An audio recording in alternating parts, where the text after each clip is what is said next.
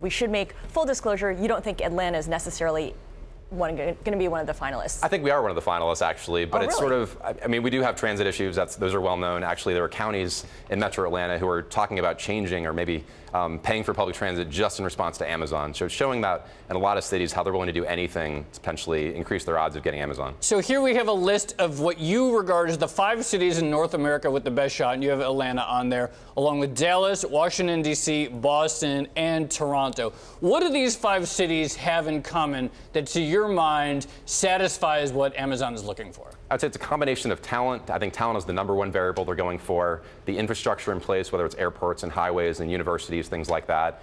And then some either, they're really high on the talent scale like DC and Boston and Toronto, or better on the affordability scale like Dallas and Atlanta. And so to some extent, we don't know what Amazon's sort of optimizing for. Yesterday, we spoke to the Philadelphia mayor, Jim Kenney, and I said to him, look, is it right that you're throwing all these tax incentives at individual companies like Amazon when your own domestic companies in the region or in the state perhaps don't get them? Is it a tough message to sell? Listen to what he had to say. We've gotten criticism about the corporate tax breaks and that and the like. This is too big of a deal, and it's too many jobs, and it's too great of a company for us not to go after it, and we would love to have it here. We have a lot of folks who could use the work, and we have a lot of IT startups and tech companies that have come into Philadelphia recently. Are there downsides, Connor, or do you think when it's an industry, a company like this, where there's so many jobs on offer and the investment potential, it obliterates any of those concerns? I think the one thing people have to be concerned about is displacement, because even for the biggest cities, 50,000 jobs direct plus 50,000 to support in terms of restaurants and what have you is going to cause displacement. Yeah. And so the question is, who's likely to be displaced? And so this is actually one area where I think Boston maybe shouldn't want Amazon, because Boston's sort of bread and butter is higher ed, grad students, things like that. And if Amazon were to come in and blow out a whole bunch of college students, that could kind of kill the golden goose in Boston. So obviously, Mayor Kenney there making a strong argument. Well, he might be biased, but he was making a strong argument for his own city of Philadelphia. How do you assess their chances? Other people have thrown that name out there as being a legit contender. Yeah, I think they're a strong candidate. I guess the thing that I would wonder is, why are they better than D.C. or Boston or New York or Toronto? If you're going for sort of a northeast city with a talented labor force, it's just hard to see why they would be #1 over one of those other 3 or 4.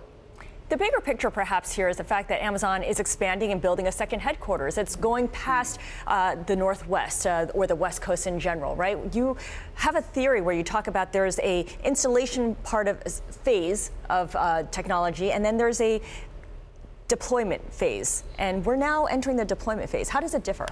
Right. So in the installation phase, that's when sort of the key core innovations are happening. So think about the auto industry in Detroit, where everybody has to go to 1 or 2 places because that's where the action's happening. The clustering. Exactly. And then at some point you get to a consolidation phase where sort of the winners in terms of companies have been formed, and they become more focused on costs, and maybe your sort of growth is constrained in those core areas, and they have to start going elsewhere for a variety of reasons.